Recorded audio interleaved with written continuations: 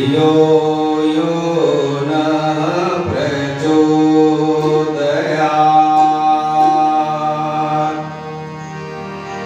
गुरुर्ब्रह्मा गुरुर्विष्णु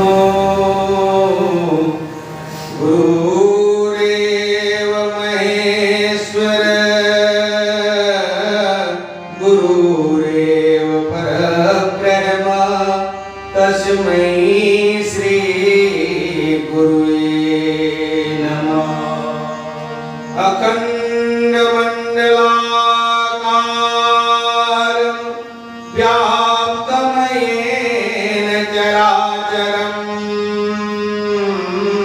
तत्पदं दर्शितं येन तस्मै श्री गुरुवे नमः।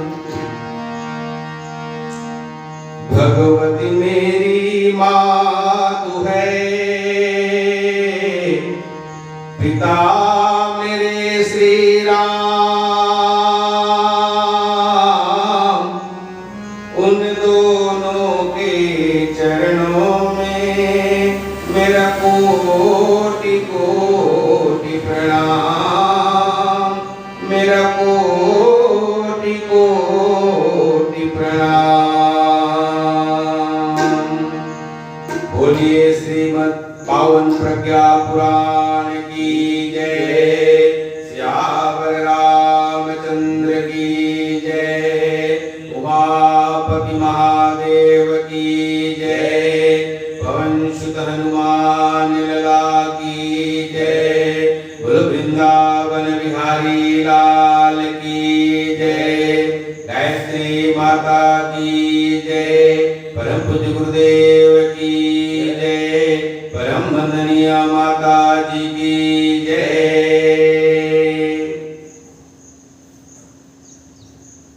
प्रिय भक्तों, हम लोग पिछले दिनों श्रीमद् पावन प्रज्ञा पुराण की पवित्र कथा की रसधार बहा रहे हैं और इस रसधार को बहाने में हमारे साथ परमादरणीय श्री शुक्लांबर जी महाराज तबला में साथ देकर के इस कार्य को आगे बढ़ा रहे हैं।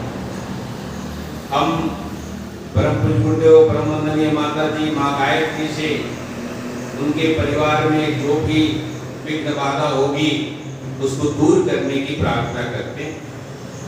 मित्रों, जब जब भी महाकाल को जरूरत होती है ऐसे व्यक्तियों को बुला लेते हैं और उसी में से एक हमारे महाराज जी हैं जिनकी इंद्रियां आज यहां आकर के अपना कार्य कर रही हैं।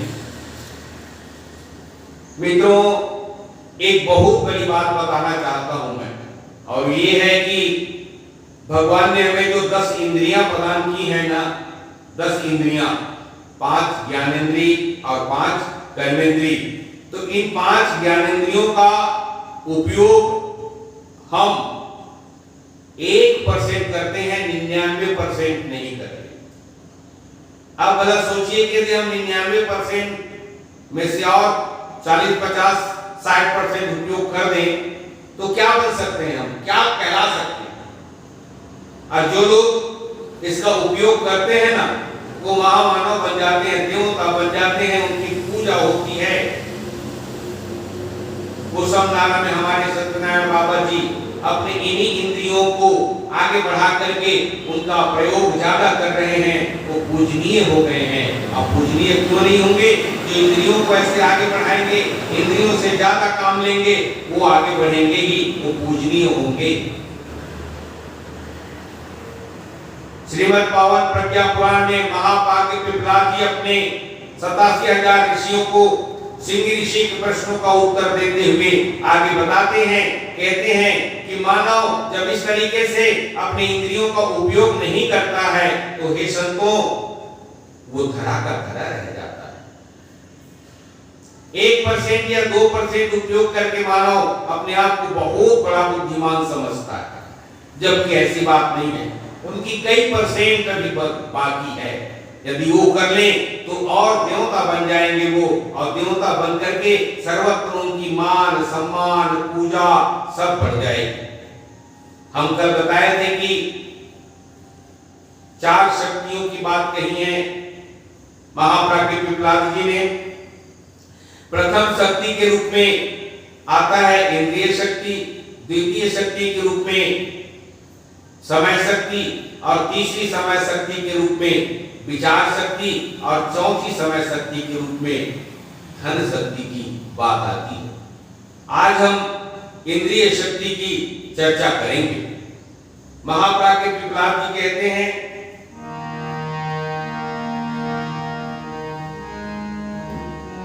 हर मानव परमेश्वर ने हर मानव को परमेश्वर ने जो 4 शक्ति दे डाली है, जो 4 शक्ति दे डाली है, जो 4 शक्ति दे डाली है, ये महाशक्तियां जन जन का सौभाग्य बनाने वाली है। ये महाशक्तियां जन जन का सौभाग्य बनाने वाली है, सौभाग्य बनाने वाली है। पहली शक्ति की बात करते हैं महाप्राज्ञ जी। इंद्रिय संयम है सर्वप्रथम, इंद्रिय संयम है सर्वप्रथम, जिसकी यह नर सुख पाता है, जिससे नर यह सुख पाता है, इसके अभाव में को मानव बस नर पशु ही बन जाता है, बस नर पशु ही बन जाता है।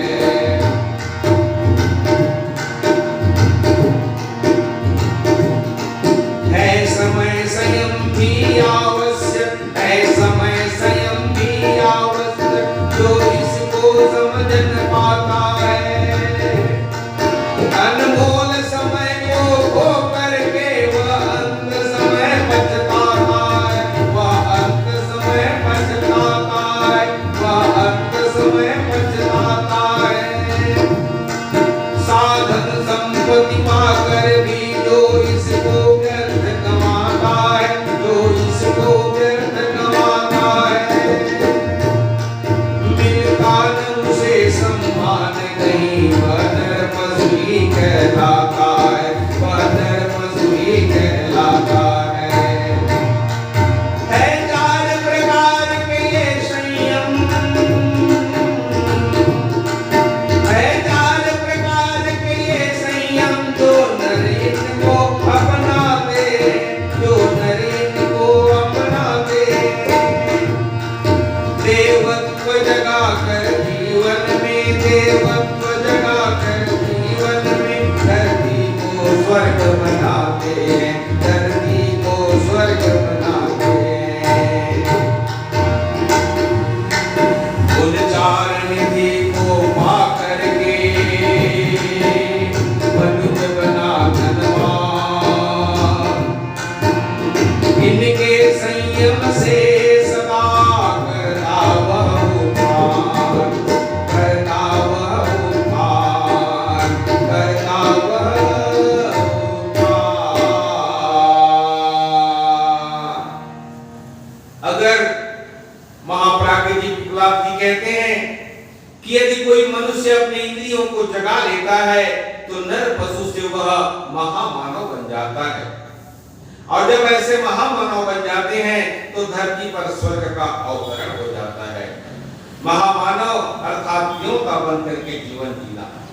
ये 4 निधि, निधि माने खजाना, ये खजाना हम सबको प्राप्त है। 4 निधियां हम अपने इंद्रियों को नियंत्रण रख सकते हैं, मन के द्वारा, बुद्धि के द्वारा, विवेक के द्वारा, फिर आत्मा अपना पावर देती है, और समय शक्ति भगवान ने दे रखी है सबको बराबर, किसी को कम नहीं दिया ना किसी को ज्यादा नहीं दिया। 24 घंटे दिए हैं तो 24 घंटे सबके लिए है। वो एक नीचे के व्यक्ति के लिए भी है, ऊपर के व्यक्ति के लिए भी है, एक राजा के लिए भी है, तो एक प्रजा के लिए भी है, सब के लिए समान है, कोई आगे पीछे नहीं। और इसके बाद विचार शक्ति। विचार शक्ति भी भगवान ने सबको बराबर दी है, बस आप उसका उपयोग कितना करते हैं ये आपके ऊपर है। और चौथी शक्ति धन के दे डाली है, तो ये तो इन तीनों के ऊपर निर्भर करता है, समय के ऊपर, इंद्रिय शक्ति के ऊपर और विचार शक्ति के ऊपर। उसी के आधार पर आपके धन की अधिकता या कमी आपके विचारों के और उन तीनों शक्तियों के आधार पर आपको धन की प्राप्ति होगी। तो ये चार शक्तियां आप स्वयं के लिए है या स्वयं के लिए करना है, फिर भी हम स्वयं के लिए नहीं करते हैं, क्योंकि आलस में हम सब डूबे हैं। महाप्रमाद जिसे कहा जाता है, आलस। करेंगे ना, कल करेंगे, परसों करेंगे। हम ये नहीं जानते कि हमारी आयु कम होती जा रही है। हम ये कहते हैं कि हम तो बड़े होते जा रहे हैं, बूढ़े हो गए। नहीं बाबा, बूढ़े नहीं हुए हो, अब आपका समय कम होते जा रहा है, घटते जा रहा। तो इसीलिए महाप्राज्ञ पिपलाद जी कहते हैं, परम पूज्य गुरुदेव की लेखनी चलती है, उस पवित्र लेखनी से बड़ी बहुत अच्छी बात कहते हैं। क्या कहते हैं? प्रसन्नम उद्योचाय संपदो जीवनस्य तु क्षेत्राणि सन्ति चत्वारि श्रूयतां मुनीश्वरा। शक्ति इंद्रिय संबद्धा, शक्ति समय संयुक्ता, विचार शक्ति तुर्या च शक्ति साधन रूपिणी। विचार शक्ति के साथ चार शक्तियां साधन के साथ मिलकर के बनती हैं, और इन चार शक्तियों को इंद्रिय शक्ति, समय शक्ति, विचार शक्ति और साधन शक्ति, इनमें से तीन ईश्वर प्रदत्त है और चौथी शक्ति को अर्जित किया जाता है। मैंने कहा ना, ये तीन शक्तियां आप इनका कैसे उपयोग करते हैं, जिनके माध्यम से आपको धन की अर्जित होती है, चौथी शक्ति आप अर्जित करते हैं। और इन चारों शक्तियों को जो सदुपयोग करते हैं उसको ही संयम कहा जाता है। और सबसे पहले इंद्रिय संयम आता है। तो इंद्रिय संयम में आपको मैं चर्चा करके बताऊं कि इंद्रिय संयम में ये शरीर हमारा एक प्रकार का विज्ञान कैसे कि इन शरीरों में जिस तरीके से विज्ञान कार्य करता है, उसी प्रकार से हमारे शरीर के अंग कार्य करते हैं, हमारे शरीर की इंद्रियां काम करती हैं। अब कितनी इंद्रियां हैं? 10 इंद्रियां हैं। 10 इंद्रियों में सर्वप्रथम 5 ज्ञानेंद्रियों की बात करेंगे, फिर 5 कर्मेंद्रियों की बात करेंगे। 5 ज्ञानेंद्रियां हमारे पास है, कान, त्वचा, आंख, जिह्वा और नाक। ठीक है। कान को हम शब्द कहते हैं, क्योंकि जो शब्द कोई कहता है वो कान के माध्यम से सुनाई पड़ता है, इसलिए कान को शब्द भी कहते हैं। त्वचा को कोई स्पर्श करता है तो आभास होता है, ज्ञान जाग जाती है कि मुझे कोई छू रहा है, तो हम त्वचा को स्पर्श कह सकते हैं। इसी प्रकार आंख को हम रूप कह सकते हैं। रूप अर्थात आंखों के माध्यम से जो हम देखते हैं दुनिया को, रूप का दर्शन होता है, दिखाई देता है। इसी तरीके से जिह्वा, जिसकी हमने बात की, जीभ यानी मुख एक इंद्रिय है, लेकिन इसको 2 इंद्रिय माना जाता है।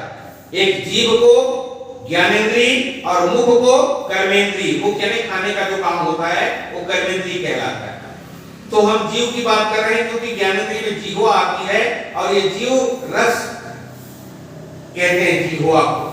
क्यों रस कहते हैं? क्योंकि जीव ही रस का आनंद प्राप्त करता है। मीठा है कि खट्टा है, नमकीन है कि कड़वा है, ये जीभ प्राप्त करता है और आपको ज्ञान देता है कि क्या चीज है। इसी प्रकार नाक जो है ना, पांचवी इंद्रिय के रूप में नाक गंध देती है।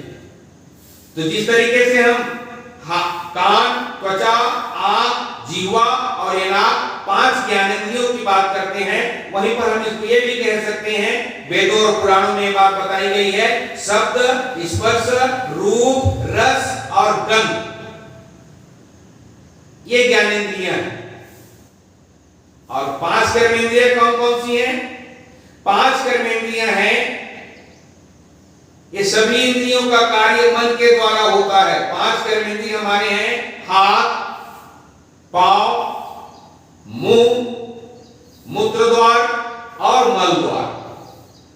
ये 5 कर्मेंद्रियां, ये 5 काम करती हैं।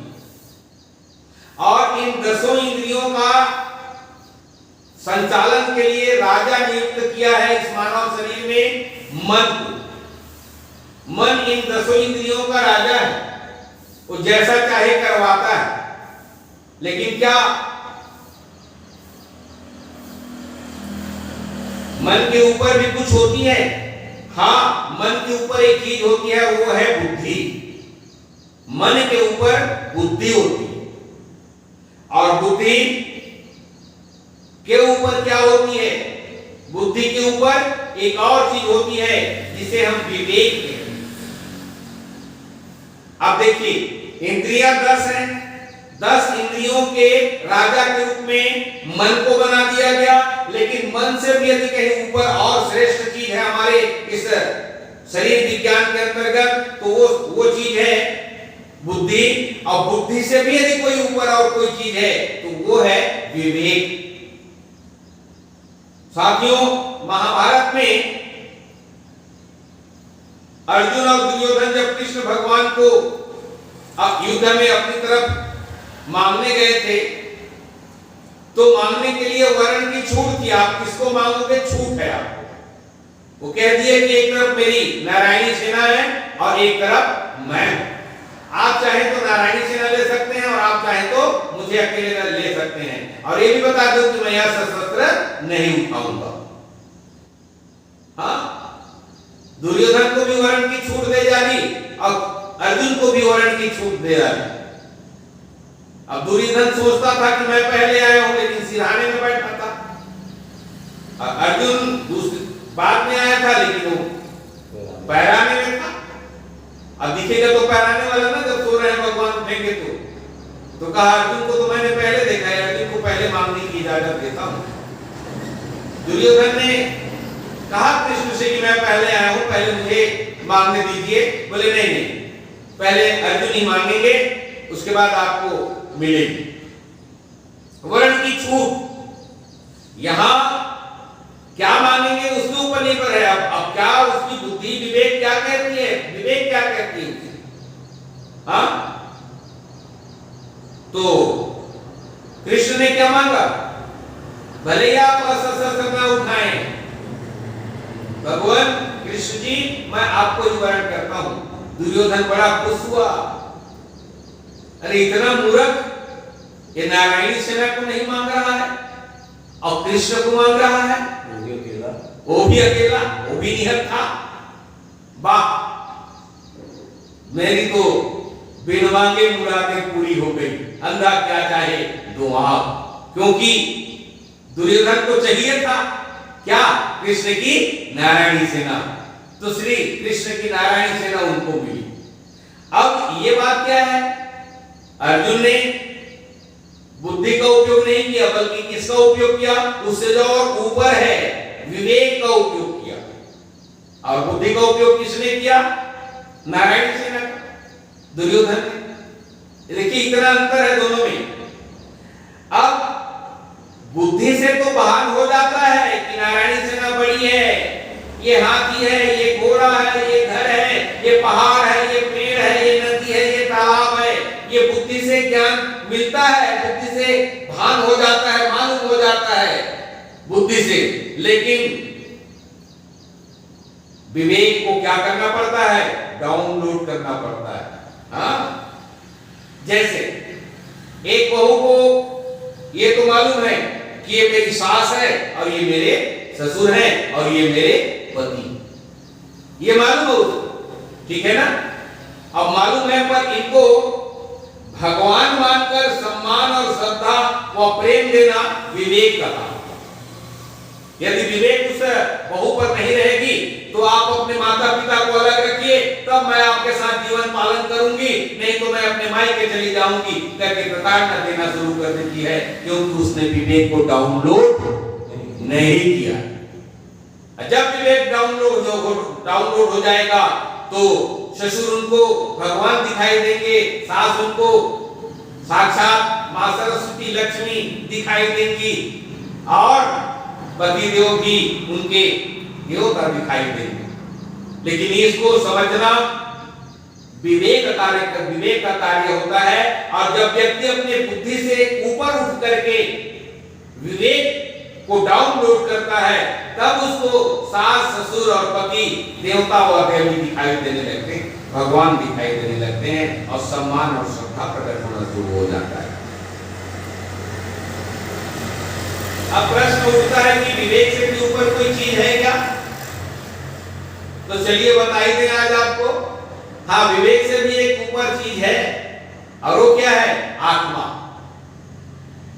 ये आत्मा ही है विवेक से ऊपर। अरे आत्मा क्या करती है? आत्मा का काम क्या है? आत्मा का काम है आपके 10 इंद्रियों को पावर देना। पावर देने का काम करती है, जिसको एनर्जी कहते हैं, एनर्जी देती है। जिस तरीके से बिजली का पावर बल्ब को प्रकाश से भर देता है, बल्ब जगमगा उठती है, उसी प्रकार से ये शरीर रूपी बल्ब आत्मा रूपी प्रकाश को पाकर के, पावर को पाकर के जगमगा उठती है। अन्यथा जब आत्मा ना हो इस शरीर पर तो शमशान घाट में जाकर के उसको दफना के आ जाते, जलती नहीं है, बुझ जाती है। अब आप सब लोगों को मालूम है कि बिजली का पावर ना तो गर्म है ना ठंडी है, पावर है। हाँ, क्यों बिजली गर्म रहती है? पावर गर्म होती है क्या? कि पावर ठंडी होती है? लेकिन उसी पावर से, किस पावर से? बिजली की पावर से एसी लगा देंगे तो ठंडी हो जाएगी, और हीटर लगा देंगे तो गर्मी हो जाएगी। पावर वही है, एनर्जी वही है, एनर्जी देने का काम वही कर रही है। कौन? आत्मा। किसको? हमारी इंद्रियों को। तो बस हम इंद्रियों को एसी लगा करके ठंडा बना के रखें तो हुई, वो तो ठंडा बना के रखने देगी। यदि हम थोड़ा हीटर लगा करके गर्म करें, काम करने को कहेंगे तो काम भी करेंगे। ये हमारे ऊपर निर्भर है कि हम इसको पावर दें या ना दें। आत्मा रूपी पावर से इंद्रियों को 2 तरह से कार्य कर सकते हैं। जैसे मैंने अभी कहा, हाथ से पांव को भी छू सकते हैं। हाँ, अगर आपके पास विवेक है ना, तो किसी का आप हाथ से पांव को छुएंगे और माथे से लगाएंगे तो प्रणाम करेंगे, आप अगले का सम्मान कर रहे हैं। लेकिन यही हाथ को यदि पावर दूसरा कार्य हम करना चाहें तो किसी का गला भी दबा सकते हैं। यहां पर पावर नहीं कहेगी कि मैं गला दबाने के लिए मैं तैयार नहीं हूं या पांव छूने के लिए मैं तैयार नहीं हूं। वो तो विवेक कहेगा कि आपको, बुद्धि कहेगी तो आप गला दबाओगे, विवेक कहेगा तो आप सम्मान करोगे, पैर छूओगे। अर्थात हमें समझें कि इंद्रियों से अच्छे और बुरे 2 तरह के कार्य किए जा सकते हैं। एक अच्छा कर्म किया जा सकता है और एक बुरा कर्म भी किया जा सकता है। अब यहीं पर चयन की प्रक्रिया, विवेक जो कृष्ण ने चयन किया था, याद रखिएगा। यदि आप कृष्ण के भी अनुयायी हैं ना, तो इस बात को हमेशा याद कीजिए कि आपके आत्मा, आपकी पावर 2 तरह का काम करने को कहती है। और एक काम वो है जो कृष्ण ने किया, विवेक के साथ आप यदि पावर को, आत्मा को उपयोग करते हैं पावर का, तो वो सम्मानीय बना देता है आपको। और यदि आप उस आत्मा का उपयोग अविवेक के साथ करते हैं तो आपको नीचे भी गिरा देता है, पतन भी करा देता है। साथियों, एक और चीज बनाएं, ये अच्छा और बुरा कार्य आत्मा कराती है, ऐसी बात नहीं, विवेक कराती है। और मन तो इसके साथ अटैचमेंट है, जुड़ा हुआ है। मन का कोई नहीं चलते थी, विवेक अच्छा रहेगा आपका। विवेक रहेगा कि मैं इसका प्रणाम ही करूंगा, तो मन के कितनों कहने पर भी आप नहीं करोगे, उनका सम्मान नहीं करोगे, हाँ अपमान नहीं करोगे, सम्मान नहीं करोगे। अटैचमेंट है, जो विवेक कहेगा सो चलता रहेगा। उदाहरण के लिए एक और बात बताएं, कैसे अटैचमेंट है। यदि हम गाड़ी चला रहे हैं तो सामने हमारी आंख क्रियाशील होती है, सामने हम देखते हैं खाली दिख रहा है, रोड में हम भगाए जा रहे हैं, ठीक है, ठीक है ना। अब मन भी यदि आंख के साथ लगा हुआ है, देख रहा है कि यहाँ कुछ नहीं आ रहा है, इसमें चलाऊं, यहाँ गड्ढा है कम कर दूं, यहाँ ऊपर है धीरे कर लूं, आदि आदि आदि, यहाँ मोड़ है मोड़ लूं, यहाँ खंभा है थोड़ा काट लूं।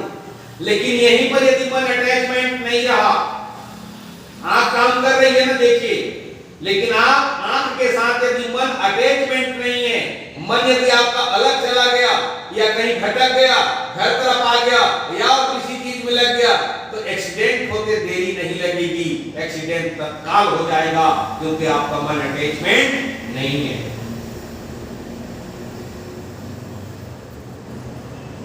और इसी तरीके से हमारा मन यदि कहीं और खोया हुआ है तो देख करके भी हम नहीं देख सकते। आंखें तो देखने का काम कर रही हैं, लेकिन हम देख नहीं सकते क्योंकि हमारा मन अटैचमेंट नहीं रहता है। अब एक प्रश्न यहां और ये उठता है, हमारे जीवन में घटना घटित होती है, जब किसी को पैरालिसिस हो जाता है, पैरालिसिस अर्थात लकवा मार देता है, तो उसका एक तरफ का पैर भी नहीं चलता है, एक तरफ का हाथ भी नहीं चलता है, एक तरफ का मुंह भी टेढ़ा हो जाता है, होता है क्यों? क्यों? साथियों के साथ चीज बताएं कि वही आत्मा जो हमें पावर दे रही है, उन अंगों पर पर्दा डाल देती है, वो दिखाई नहीं देता, अर्थात वहां से वो पावर कट कर देती है, तो पैर नहीं चलता है, वो हाथ नहीं चलता है। ये बात तो हाथ पैर की मैंने दी।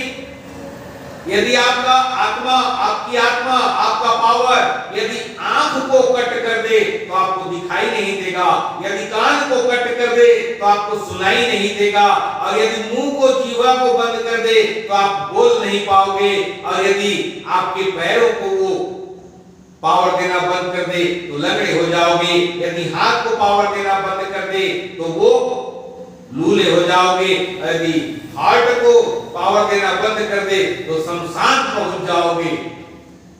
यही स्थितियां होती हैं, ये आत्मा का काम है, आत्मा करती है। और इसी तरीके से जब हमारा पावर जिन अंगों पर नहीं पहुंचता है तो हम डॉक्टर के पास जाते हैं, उन अंगों में फिर से पावर सप्लाई का काम कराने की वो चेष्टा करता है, दवाइयों का उपयोग करता है, इंजेक्शन लगाता है।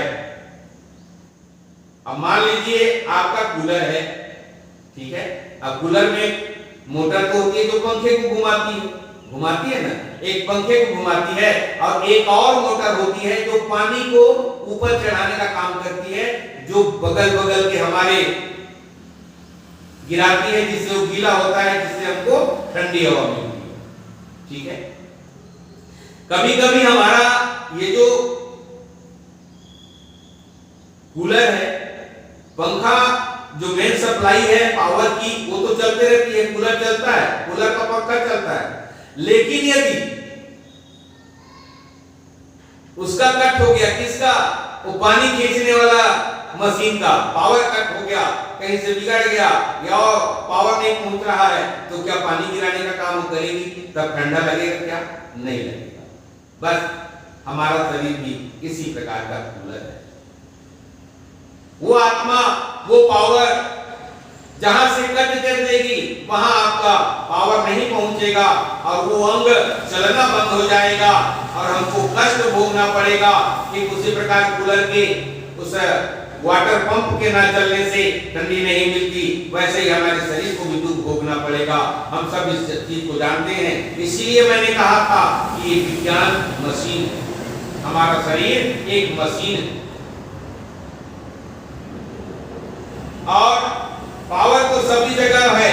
पर मशीन का पावर बंद कर हो गया तो उसे ठीक करवाना पड़ेगा। शरीर को भी योगा, साधना, अभ्यास व उपचार के माध्यम से हम ठीक करते हैं। किसी व्यक्ति का कुछ हो गया तो हम कहते हैं योगा कर लो, और कहते हैं साधना कर लो, और कहते हैं इस चीज का अभ्यास कर लो। अब किसी को शुगर हो गया तो अभ्यास करो भाई, आप शक्कर ना खाओ, मीठा चीज ना खाओ। हर कोई कहता है, डॉक्टर कहता है कि आपको शक्कर खाना मना है। तो सो मित्रों, मैंने इस विज्ञान शरीर के बारे में भी आपको अवगत कराया, कौन कौन सी चीजें क्या क्या करती हैं। और एक चीज और बताएं,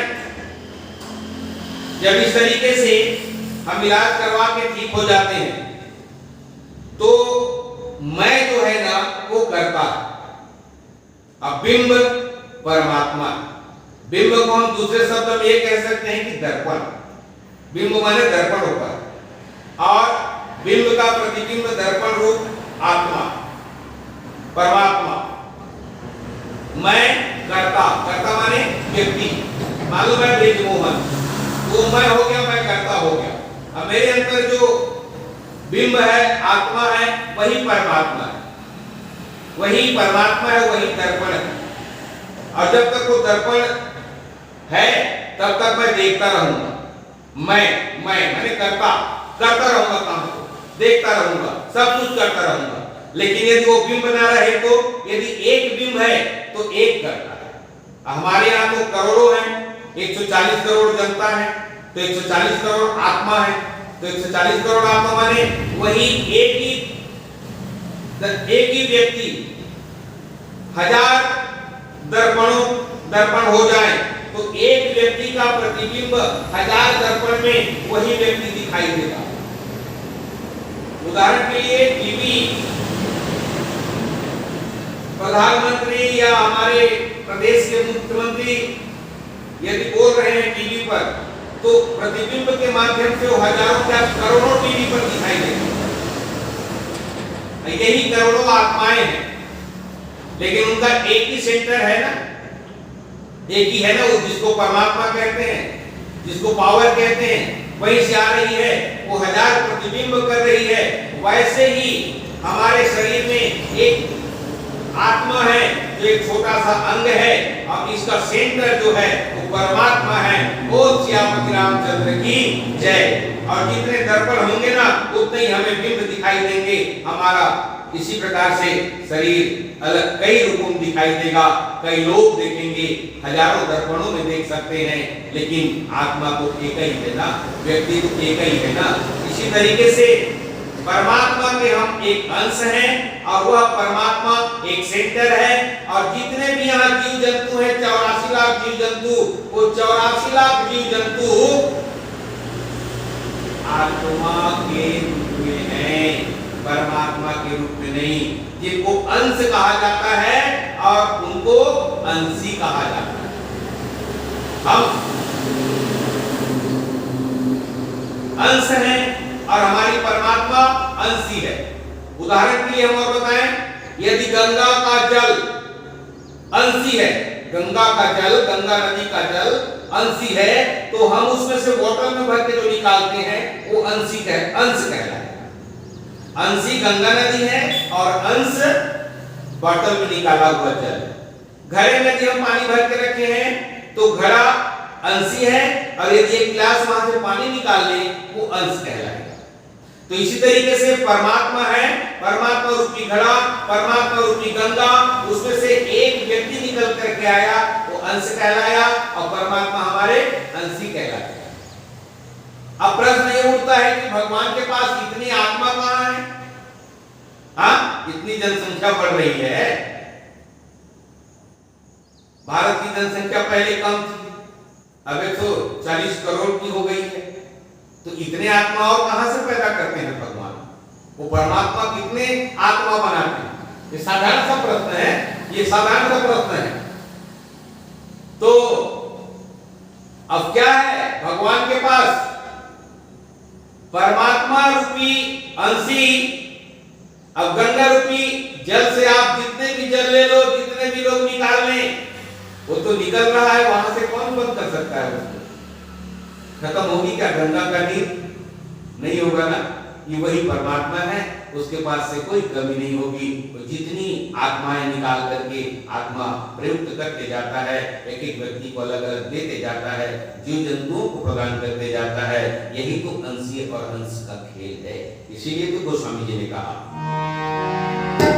ईश्वर कंस जीवय विनाशी चेतन अमल सहज सुख राशि चेतन अमल सहज सुख राशि ईश्वर अंश जीवय विनाशी ईश्वर अंश जीवय विनाशी चेतन अमल सहज सुख राशि चेतन अमल सहज सुख राशि चेतन अमल सहज सुख राशि ईश्वर अंश जीव अविनाशी चेतन अमल सहज सुख राशि चेतन अमल सहज सुख राशि।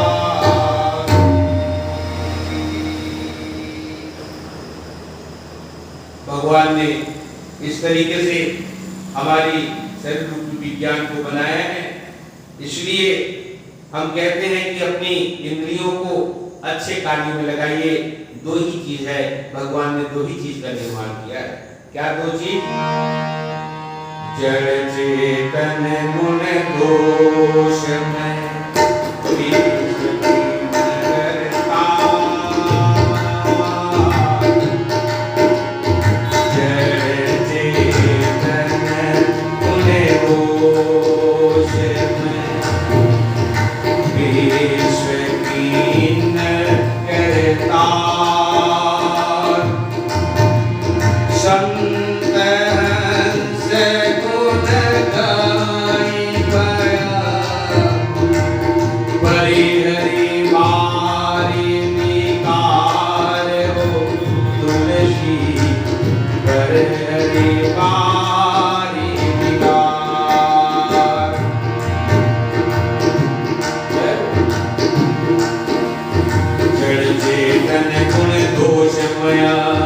विश्व भिन्न करतार संत हंस गुण गाई पया परिहरि मारि विकार हो तुलसी परिहरि मारि विकार।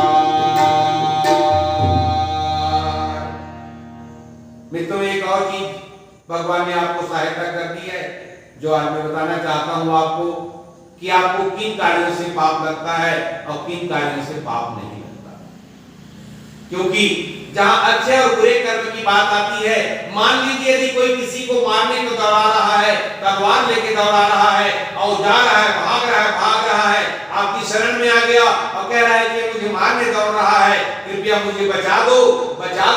आप छुपा दिए और अगला जब आके पूछ रहा है तो साफ 100% झूठ बोल दिए कि मैंने उसको देखा ही नहीं। तो यहां पर झूठ बोलने पर भी आपको पाप नहीं लगेगा बल्कि पुण्य होगा, क्योंकि आपने किसी की रक्षा की। इसी तरीके से यदि आप गाड़ी चला रहे हैं, ठीक है, ड्राइविंग कर रहे हैं, गाड़ी कार चला रहे हैं, ट्रक चला रहे हैं, आदि, लेकिन आपका उद्देश्य ये नहीं है कि मुझे मारना है, लेकिन एक्सीडेंट है, हो गया, आदमी मर गया, तो इससे भी आपको पाप नहीं लगेगा, क्योंकि आपका मन जो है ना वो नहीं चाह रहा था उसको मारने के लिए। वो नहीं चाह रहा था कि मैं इसको मार दूं, इसलिए पाप नहीं लगेगा। सोचने से भी पाप नहीं लगेगा। लेकिन यदि आप पीछे से कहीं जा करके आप डंडा मार दो और मर जाए तो पाप तो लगना ही लगना। गोस्वामी जी एक और चीज कहते हैं, क्या कहते हैं? कली कलियुग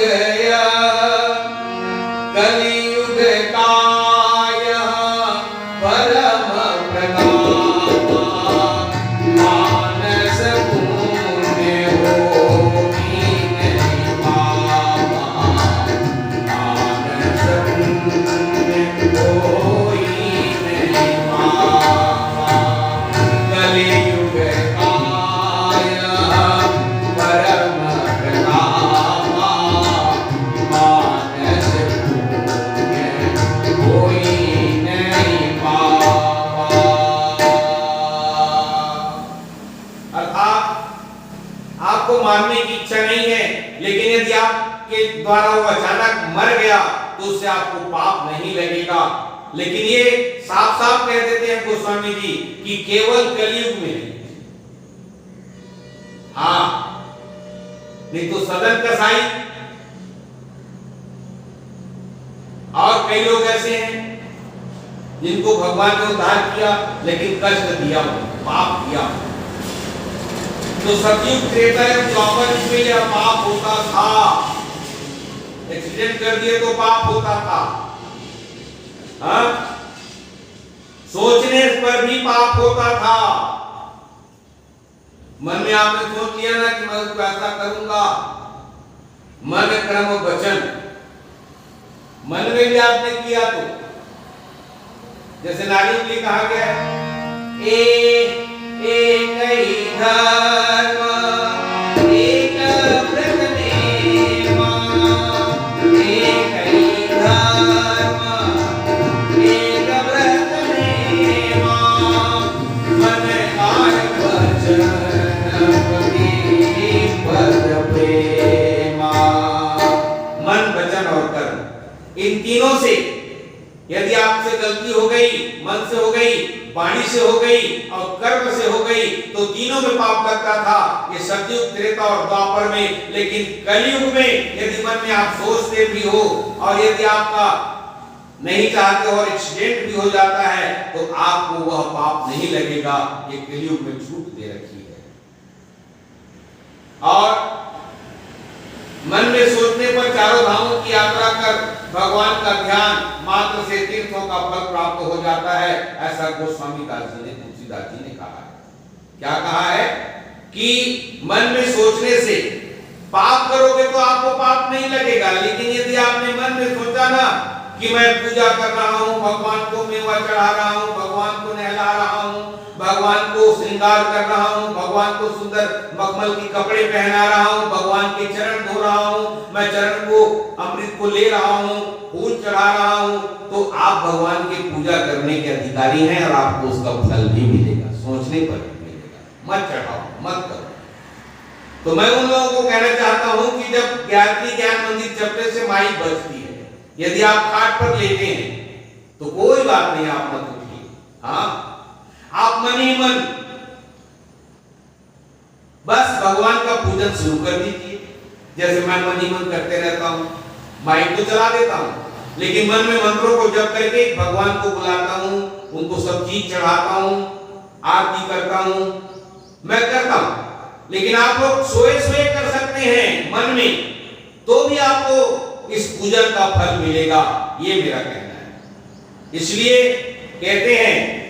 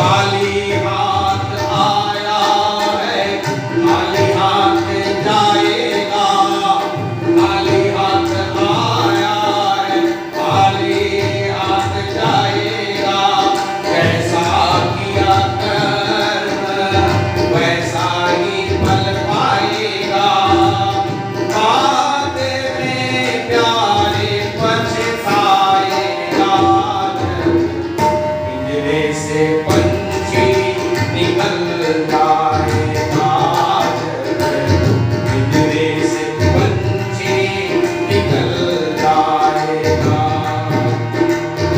ओ पापी मन कर ले भजन, बाद में प्यारे पछताएगा।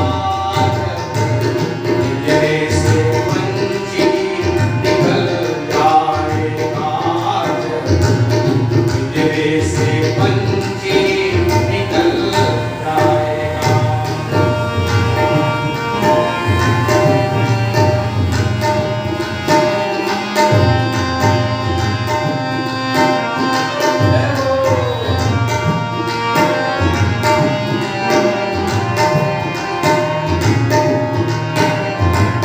भगवान का भजन कब शुरू कर देना चाहिए? अरे तूने बचपन से किया था, प्रहलाद ने बचपन से किया था, बच्चों को भी बचपन से ही सिखाते हैं। लेकिन हम बड़े बूढ़े कहते हैं बूढ़े जब हो जाएंगे तब करेंगे। ना बाबा ना।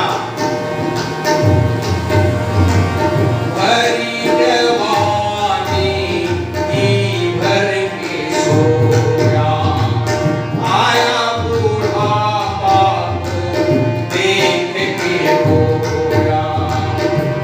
लेकिन प्रभु की नजर से तू बच नहीं पाएगा,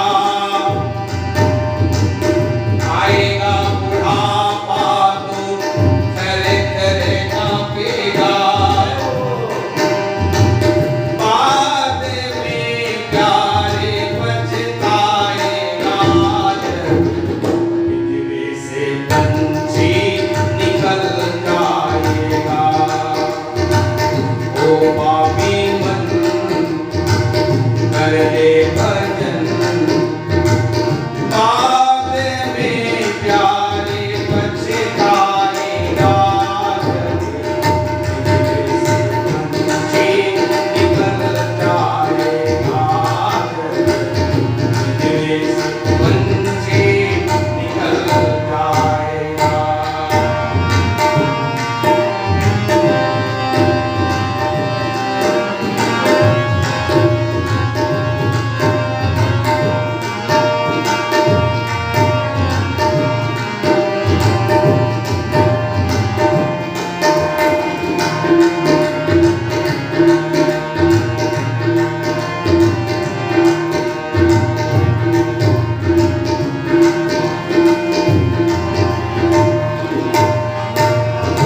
आया मनुज तन फिर क्यों रोया, आया मनुज तन फिर क्यों रोया। मोह माया के पद में क्यों खोया, मोह माया के मद में क्यों खोया।